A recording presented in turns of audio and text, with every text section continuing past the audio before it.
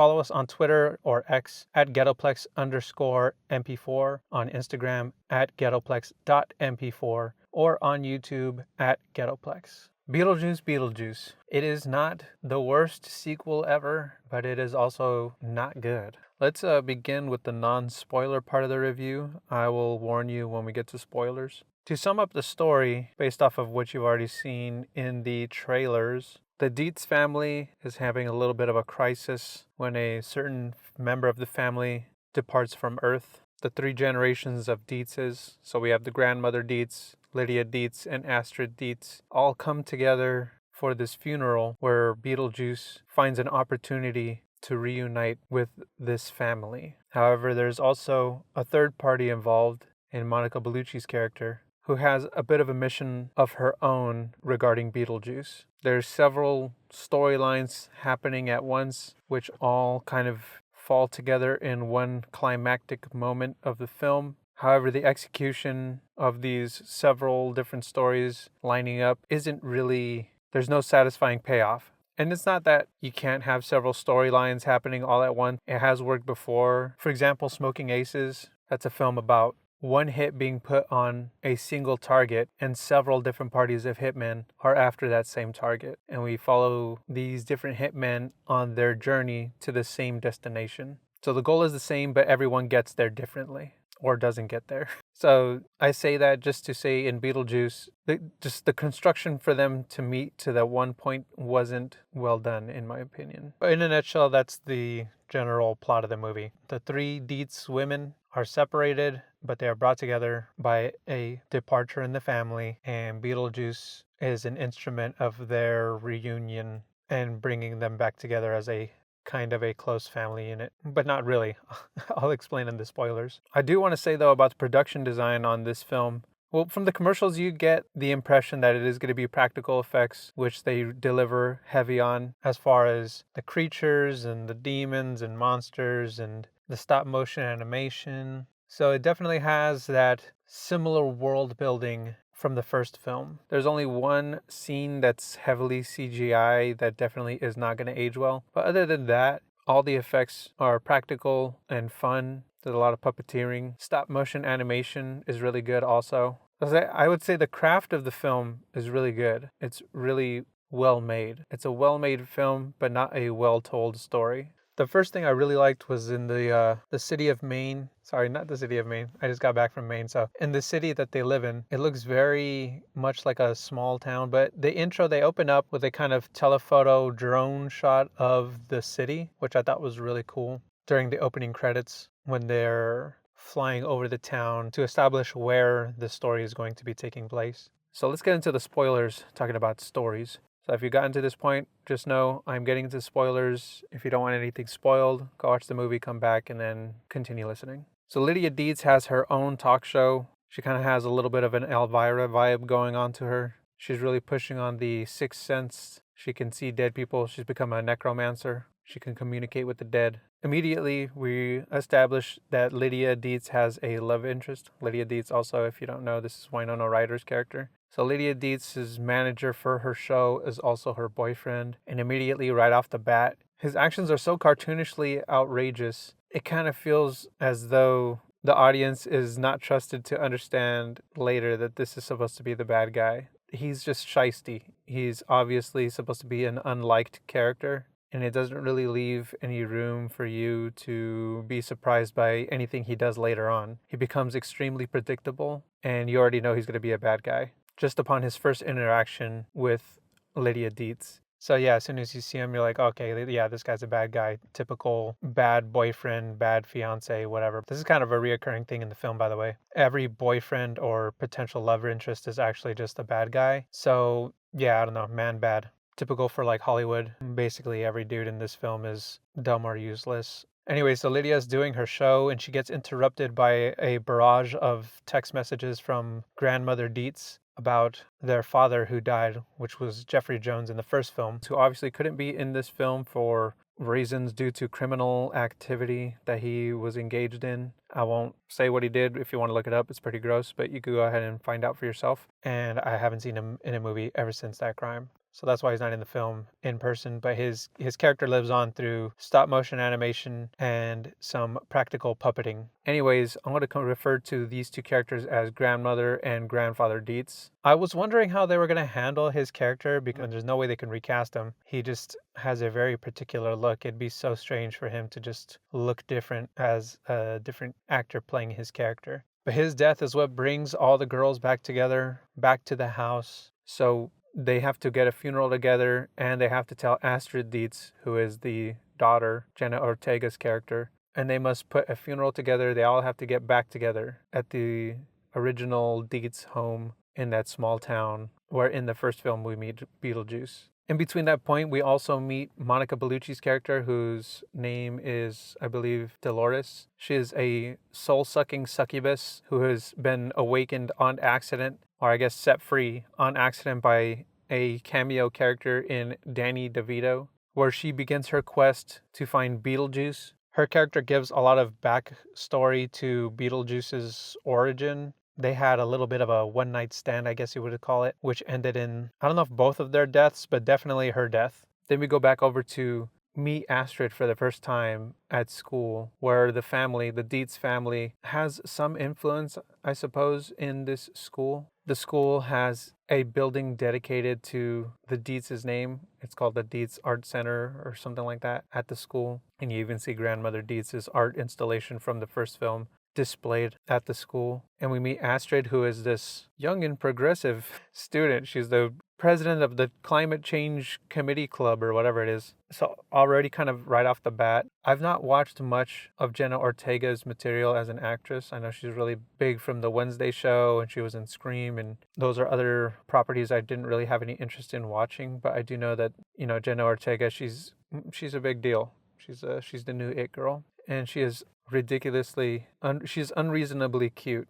She's very pleasing to the eyes. But from her interviews and from this movie, she is so unbearable. So she's like typical left-wing activist, and she has these mommy issues with Lydia Deetz. However, I will say that Grandma Deetz, though, does give some sick grandma burns, like especially with the climate change, whatever activist thing. She throws shade at her, basically. She throws shade at her and Beetlejuice. I think someone else does in the film also. They do kind of poke fun of the lefty millennial Gen Z Gen Zoomer, whatever. The Zoomers. They do crack some jokes at them, so I will give credit to the film for kind of poking fun at them too. But it's one of those things too where I know that it's mandatory in Hollywood that they have to include their propaganda talking points into just about every film. So there's something about climate change and feminism, and it's just really annoying because the propaganda doesn't work. Okay, anytime I hear a hint of any kind of left-wing nonsense in a film, it removes me.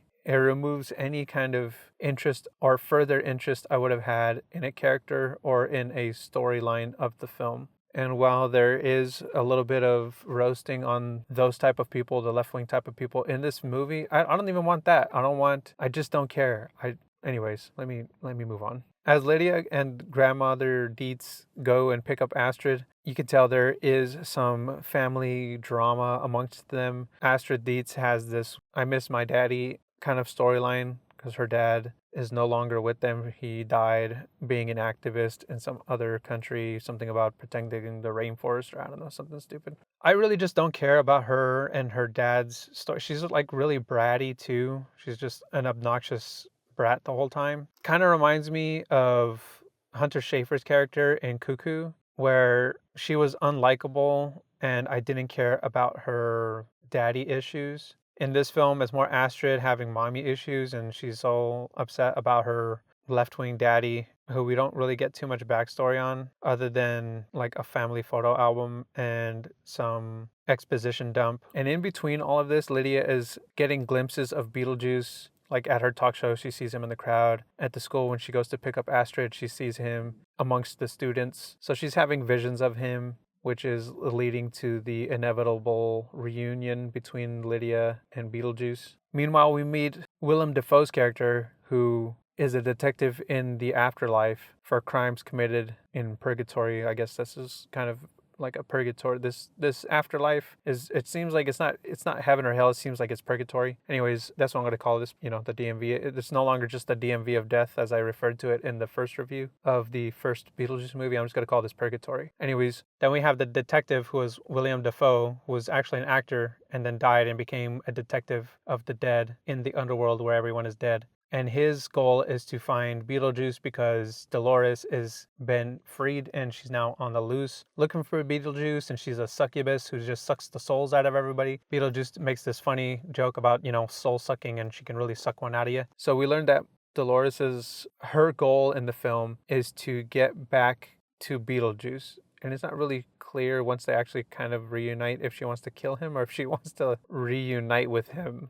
But once the Deetz family is back together in the small town, they have the funeral for grandfather Deetz. And here we get a callback to the first movie with the song Jump the Line. But it is performed in an orchestral manner by some altar boys. And the song actually sounds pretty good. I did enjoy that part of the film. That was a nice little throwback. A lot of the music in the film is not good. There's only 2 songs that really slap, and one of them is the Jump the Line. At the funeral, we also learned that Astrid and Lydia's main conflict is that Astrid thinks her mom is kind of a scam artist, and she doesn't believe in ghosts. She goes off about, I believe in science and facts. Which it's not like the worst thing ever. It is a good setup for a character arc for Astrid. It's just, I don't think the payoff was there when we eventually gets to the end of the film. We're also introduced to another character similar to in the first film who's always trying to sell the Deetz house, which I thought is a character that wasn't really necessary. It didn't really add to the story, and it wouldn't have been missed if she was not in the film at all. During the wake of the funeral, we get the sleazebag boyfriend of Lydia Deetz, who we're all supposed to not like because they make it very obvious that we're all supposed to not like this character, who has his own plans to propose to Lydia Deetz at the wake of their grandfather. Obviously, Astrid, with her existing mommy issues, she doesn't like him already. And grandmother Deetz doesn't like him either. So you can tell there's already this conflict of interest. And you as the audience are obviously not supposed to like him because they make it very obvious, hey, this guy's not a good guy. Don't like him. He's cartoonishly evil. And it's like, okay, can you just build him up as a little bit more complex and sneaky, conniving something? I don't know how you would fix his character, to be honest. I'm trying to think of how I would fix this situation. He was just so cartoonishly bad that I can't even come up with something off the top of my head right now. But he proposes to Lydia anyways, and she begrudgingly accepts. During this, when Lydia accepts the proposal, Astrid runs off because she's upset. And as she goes into town, she comes across a boy who becomes the kind of the love interest for Astrid, but for a very brief period of time. Because like I said, every man in this film is just a bad guy or a dumb bad guy because men are bad. There's no meet cute. I mean, there's a meet cute, but it doesn't really work. It's not really convincing. The chemistry isn't really there between Astrid and this boy, like her little boy toy that she's meeting up with, or that she's meeting for the first time. It's there also then that we learn about her dad, who is a free spirit defender of lefty causes, and I become more disinterested in that storyline. When she meets this character, she kind of spills everything to him, and he knows who her mother is, Lydia Deetz. She's a big deal in the town, so he already knows who she is. And already spilling the guts out to him about, oh, my mom's going to get married tomorrow for Halloween, so she's upset, and he invites her over for Halloween, so he wants to hang out with her. So she kind of has now motive to stick around town because she suddenly is interested in this guy. Anyways, she gets back home and discovers in the attic the small town model that was created by Adam from the first film. And here it is explained why Adam and Barbara are not in this film. Obviously, they couldn't be in this film because Alec Baldwin was, I believe, in trial for shooting somebody on the set of that whatever movie he was working on. So I'm sure that was a logistical issue where they had to explain away why Alec Baldwin and Gina Davis couldn't be in this film. So they just explain them away by saying they found a loophole in the book to no longer be trapped in that house as ghosts. And that book, the book for the recently deceased, was also at that other guy's house, the boy that Astrid met, that she had her meet cute with, and she's all into now all of a sudden for some reason. Even though it seems like she hates everybody, but for some reason now she's into this boy for convenience of the plot, I guess. I don't really know. But Astrid does tell her mom about this boy and she wants to go hang out with him for Halloween. Astrid dresses up in some old-timey dress, and her costume is supposed to be some inventor, some historical figure who discovered radiation, I believe. I forget who exactly she was supposed to be, but some historical figure who was a woman who discovered radiation. And because of that, she's a feminist icon or something like that. That's what Astrid claims. She was a feminist icon or something like that, which again is just one of those things where does everything have to be wrapped around the lens of feminism? It's just really annoying. Anyways, she's at this boy's house. They're having a little bit of a kiss, and this is where she finds out that the boy is in fact a ghost as well. And through a series of events, when Lydia's meeting back up with the real estate woman, she discovers that the boy she dropped her daughter off with is actually a ghost as well, and gets the whole lowdown about this plot twist. The boy actually murdered his parents, and he also died when the cops were pursuing him. So this sets off Lydia in motion to go and get Astrid. Meanwhile, Astrid is being told by her love interest, I don't even know what his name is. I'm just going to call him Boy, the boy toy. So this boy toy tells her, hey, I can take you into the underworld, the afterlife. I can take you to purgatory where you can see your dad again. And this gives motivation for Astrid to then agree to go on this adventure with him. All she has to do is read this little charm, and then it opens up a portal for them to go to the underworld where she can then visit her dad. So the motivation is there, even though I really don't care about her. I didn't care about her and her, I miss my dad.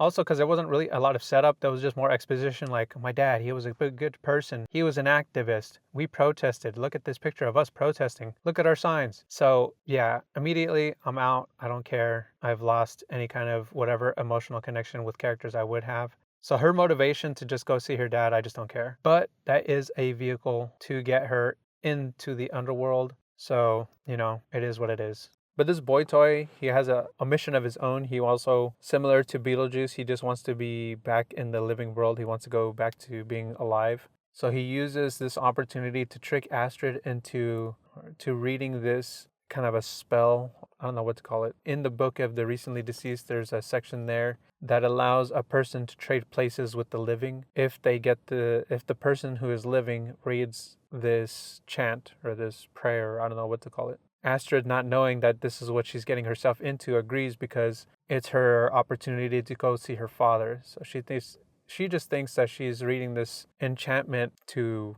get through this portal to purgatory. And when they get back to that DMV section, this is where she learned that she was tricked, and the boy toy is actually using her to trade places. And so now we have this obstacle of Astrid has to escape from purgatory before the boy toy completes this ritual or this transfer of titles from living to dead, which stacks on top of Lydia's goal. It becomes her main priority to go and save Astrid from being stuck in purgatory, from basically becoming one of the dead. Later on, we catch up with the Deetz's mom, grandmother Deetz, Catherine O'Hara's character, and she's performing some kind of ritual and dies while performing this ritual and ends up in purgatory as well. So everyone is now in purgatory. We got grandmother Deetz, we got Lydia Deetz, we got Astrid Deetz, we have Monica Bellucci's character who's running around sucking souls, Beetlejuice, who's trying to escape from Dolores, the soul sucker,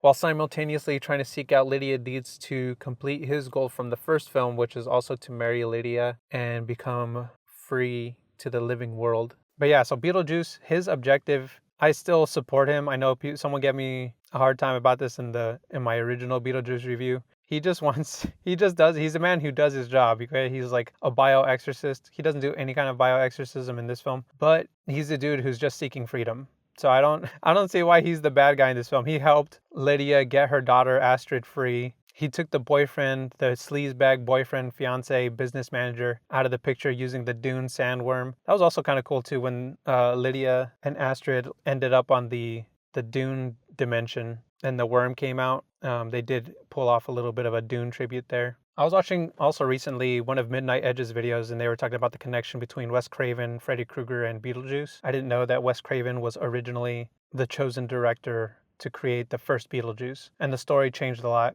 between Wes Craven and Tim Burton. But there was a nod to some potential sequels that were written way before this Beetlejuice. One of them was called Beetlejuice in Love, where Beetlejuice goes to Paris or some European country. There's a couple, and the boyfriend proposes to his girlfriend, but falls off of the Eiffel Tower or something like that. He dies. Beetlejuice goes up and takes his place and then tries to marry the girlfriend. So some of that storyline kind of played out in this movie with Winona Ryder, or Lydia Deetz's boyfriend, wanting to marry her, and then Beetlejuice comes in to replace him as the actual person who wants to marry Lydia Deetz. So there was a competitive angle to the love story here between Beetlejuice, Lydia Deetz, and whatever the boyfriend's name was. By the time we get to the end of the film, the story does not come to a satisfying conclusion. In the first film, there was a very wholesome ending. We had Adam and Barbara, who are trying to get rid of the Deetz family, but through the trials and tribulations that all these characters have with each other,